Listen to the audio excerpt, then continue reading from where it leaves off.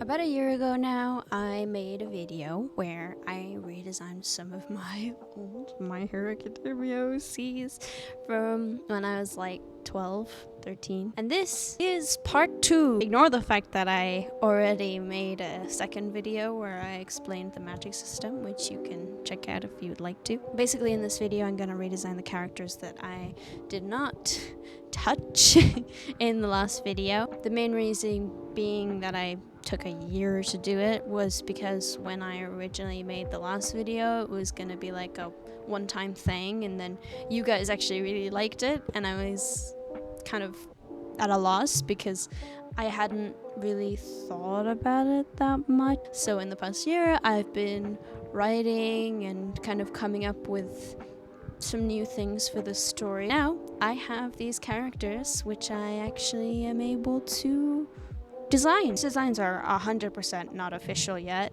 They're honestly just for fun. That's why some of them have like interesting clothing, the other ones not so much, because I am also planning on making a video about the clothing designs for all of my characters. Also, please keep in mind I made these OCs when I was 12, and at the time I was incredibly obsessed with My Hero Academia and Five Nights at Freddy's. So you will definitely see that in these OCs. Before I started any of the designing, I went onto Pinterest and I made a bunch of mood boards for like the vibe of all of my different characters. And you can go onto my Pinterest and see, because I have some characters that I didn't design in this video or characters from my last video. But first up, we have Mei. She is Japanese. She was originally a cat girl that I designed for my sister. She was incredibly inspired by Kawaii-chan from Afmao. Yeah, I have kept the kind of cat girl aspect technically because she is an animorph. Like, she can turn into animals, and when I was designing her, I just had a clear vision of like a pink tiger. I just wanted her to be a pink tiger. I thought that would be so cool, and like maybe some yellow stripes or whatever, like everything pink, and having her turn into all these different types of animals, but they're all like fuchsia or like bright pink. I thought that would be really cute. She was inspired, like face-wise, I did some studies of a bunch of different like Japanese models, including, excuse my pronunciation, Nozomi Sasaki, Haruna Kojima, oh god, and Susawa Honda. I'm really sorry. I don't know if I captured her likeness incredibly well because I'm still practicing different kinds of faces, but I think she came out quite cute. She is canonically trans because I wanted her to be, and I thought that would be really sweet. And her design is filled with animal motifs. As you can see, she has some raccoon tails in her hair, and in a full body drawing that I forgot to record, she has a bunch of animal motifs in her clothing, and she's extremely inspired by like early 2000s J-pop kind of Japan Y2K, you know? I was listening to a lot of Pink Panthers Pink Panthers, Paradise Kiss, and Nana when I was designing her. But yeah, I love her. I love her so much. She is a bit of a jerk. Like, she's not a complete jerk, but she's like gossipy and she always wants to know what's going on. But she is a sweetheart at heart, I suppose. And yeah, that's Mei.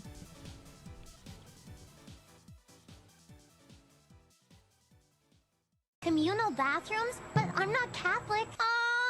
No, come on. Ow. Right.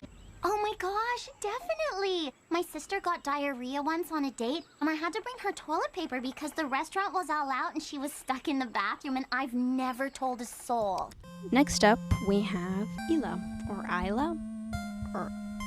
Honestly, I still don't really know how I want to pronounce her name because my brain associates her with Eva. So Eva and Aela is quite similar. But we'll see. I kind of like Aela. I think that's different. She was so hard to design. Okay, she was originally very different to what I wanted her to look like and what I wanted her personality to be like. And, you know, that kind of comes with the redesigning and rewriting aspect of this video. But oh my god, she was incredibly hard. I wanted her to be this quite quiet and not necessarily like stoic, more awkwardly quiet character.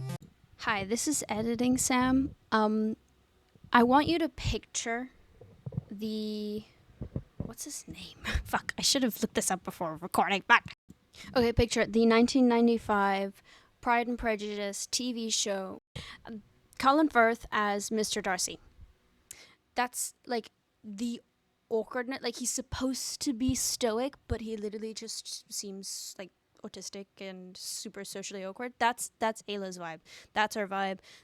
Thank you very much for listening to my PSA on how much I love Pride and Prejudice. No, I don't even like it that much. I wanted to also make her probably on the spectrum, because I recently found out I have ADHD, and I tend to kind of, you know, reflect that in my characters without realizing. So I just thought, what if she was canonically autistic? She would have a hard time expressing herself, and people would think that she's kind of mean, but she's not. She's a complete sweetheart, and she's my baby. She has a twin brother. Okay, they were incredibly inspired by the puppet from Five Nights at Freddy's, specifically the puppet and the marionette from Final Fantasy. They can be cringed together, it's fine. Her power, she's also gifted, her power in relation to her brother, I thought would be really interesting if they could switch bodies, because their ki might be interlinked or something, which I'm still figuring it out. I wanted her power to be in relation to electricity, because her original design was very related to that. Her power, for now anyway, is basically she can manipulate the electronic connections, the electric connections between neurons, and it's kind of like mind control, but it's actually just electricity manipulation. I'm still figuring it out, but I think it would be very cool. And she probably would not like her gift. I think she would be very embarrassed and very shy about it. But yeah. We're underground. It's dark. If I look at the map and notes now, it'll be bad for my eyes. That's an unsettling noise. This engine doesn't sound so bad either. Looking at these shadows, it's gonna give me nightmares. This fits me better than I'd have thought. When I was originally looking up references for Cassius, I found this image of Lestat from Interview with the Vampire, and honestly I think that fits his vibe really well. Yeah, he's also kind of inspired by this actor called Bjorn Anderson. I don't know if I'm pronouncing that right. This video is just Sam pronouncing people's names horrendously. I'm really sorry. Anyway, this is Aela's twin brother, Cassius, or Cass for short. He is my new Scott. I don't know if you guys remember in my last video, I hated Scott a lot because I didn't hate him, but there was the shade towards Scott. Well, now the shade has moved towards Cass. Scott is now my favorite character. Objectively, he's one of my favorite characters now. I rewrote him and I've redesigned him and everything, and I love him. Cass will always stay the same. He's basically the typical kind of popular jerk, and would be protective of his sister, but he would also be kind of a bully, even towards her a little bit. I also thought it would be cool for his power to kind of mirror his sister's. I mean, they can go interchanging. He would know how to use his sister's power, but I thought it would be cool if he was similar to June in the sense that he could absorb energy, but instead of it coming out as a blast that she needs to create through a rune, he can just do it directly, and it's with electricity. So he's more like just a really, really powerful conductor. But yeah, I thought that would be really cool. Let me help you invest in your future. Seems I am out of the loop. Shall we review the job description? Understood. Aim for the target. Let's arrange our next ambush at the scene. Could you point out the boss's location? Did I catch you at an okay time? Is that verifiably true? No? But I know a guy who could get you one. Say, Are you a professional stalker? Don't take it personally. Crowd door, is it? Sounds like we've got a busyness there, huh? Finally, we have my wife, Paris. I can't really go into the lore of almost any of these characters because if I want to make it a comic, there would be a lot of spoilers.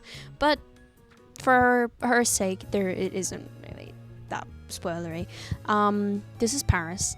She is the most Five Nights at Freddy's inspired OC that I had. Like, her mask is literally just the puppet. Like, you can't get closer. You know what I mean?